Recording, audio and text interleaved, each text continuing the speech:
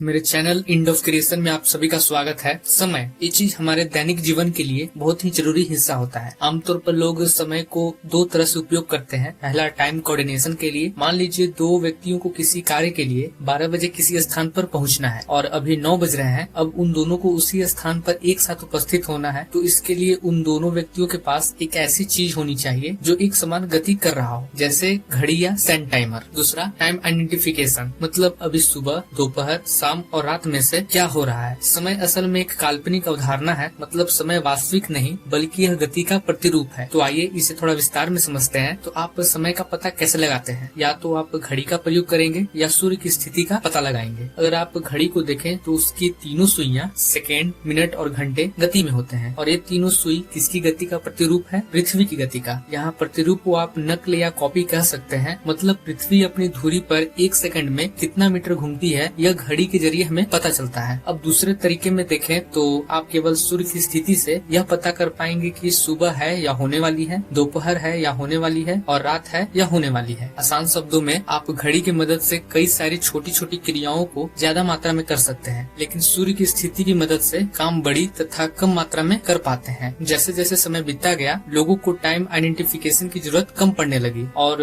उसके जगह पर लोगों को टाइम कोऑर्डिनेशन की ज्यादा जरूरत पड़ने लगी। अब आपके मन में यह सवाल आ रहा होगा कि आखिर पृथ्वी की घूर्णन को 24 घंटे में ही क्यों बांटा गया? तो घूर्णन को 24 घंटे में बांटने का कारण ऐतिहासिक, खगोलीय और गणितीय कारणों से जुड़ा हुआ है। बेबीलोनियन लोग 60 के आधार पर गणना करते थे। उन्होंने दिन और रात को 12-12 भागों में बांटा, जिससे कुल घंटे बने। इन्होंने समय मापन में 60 का उपयोग किया, जिससे 1 मिनट बराबर 60 सेकंड और 1 घंटा बराबर 60 मिनट की अवधारणा आई। 6 और 12 का गणितीय महत्व के अनुसार सुमेरियन सभ्यता में 60 का आधार सेक्साडेसिमल सिस्टम प्रयोग होता था, जिससे 12, 24 और 60 जैसी संख्या सुविधाजनक थी, और 12 ऐसी संख्या है जिसे 1, 2, 3, 4 और 6 से आसानी से विभाजित किया जा सकता है। लेकिन पारंपरिक घड़ियों की समस्या यह होती है कि वे गुरुत्वाकर्षण, घर्षण इत्यादि जैसे कारकों से प्रभावित होती है, जिस वजह से पृथ्वी की गति और घड़ियों की गति के समानता में अंतर आ जाता है, और आधुनिक युग की लगभग सभी काम इससे प्रभावित होती है। इसलिए हमें एक अलग तरह की घड़ी की जरूरत पड़ती है, जैसे परमाणु घड़ी। एक घड़ी परमाणु कंपन के आधार पर समय मापती है, और यह अब तक की सबसे सटीक घड़ी है। यह घड़ी सीजियम 133 परमाणु के कंपन पर आधारित होती है। इस घड़ी का 1 सेकंड सीजियम 133 परमाणु के 9 अरब 192 करोड़ 63,17,770 कंपन के बराबर होता है। इसकी मान्यता की वजह यह है कि इसका परमाणु कंपन अत्यंत स्थिर और सटीक होता है। यह प्राकृतिक रूप से एक ही आइसोटोप के रूप में मौजूद रहती है। आइसोटोप मतलब एक ही तत्व के ऐसे अलग अलग रूप जिसमें प्रोटॉन की संख्या समान होती है लेकिन न्यूट्रॉन की संख्या अलग होती है। यानी सीजियम 133 के अलावा इसका कोई दूसरा रूप नहीं है जो स्थिर हो। इसका ऊर्जा स्तर बाहरी चुंबकीय और विद्युत क्षेत्रों से कम प्रभावित होती है, जिससे यह अधिक सटीक बनता है। इसे वाष्प में बदला जा सकता है, जिससे इसे परमाणु घड़ियों में आसानी से उपयोग किया जा सकता है। अन्य तत्व की तुलना में यह सबसे स्थिर और व्यवहारिक है, इसलिए इसे अंतर्राष्ट्रीय समय मानक के रूप में चुना गया। परमाणु घड़ी से हमें गति की स्थिरता मिलती है, जिस वजह से एक से अधिक कार्यों को हम व्यवस्थित तरीके से कर पाते हैं। अब तक आप समझ चुके होंगे कि किन्हीं 2 या 2 से अधिक पदार्थों की गति की तुलना करने के लिए समय को बनाया गया था। आसान शब्दों में आप समय को गति भी कह सकते हैं। अगर गति नहीं होगा तो समय का कोई अस्तित्व नहीं है, लेकिन अगर समय नहीं है तो इसका गति पर कोई असर नहीं होगा। गति समय से स्वतंत्र है। और अंत में मैं इस वीडियो में एक तर्क जोड़ना चाहूंगा ताकि आप समय को और अच्छी तरह समझ पाएं, जो यह है कि अगर इस ब्रह्मांड के सभी पदार्थों की गति को एक समान कर दिया जाए या रोक दिया जाए तो हमें समय की जरूरत नहीं पड़ती है। आगे इसी तरह का वीडियो आता रहेगा। इस वीडियो को देखने के लिए आप सभी को धन्यवाद।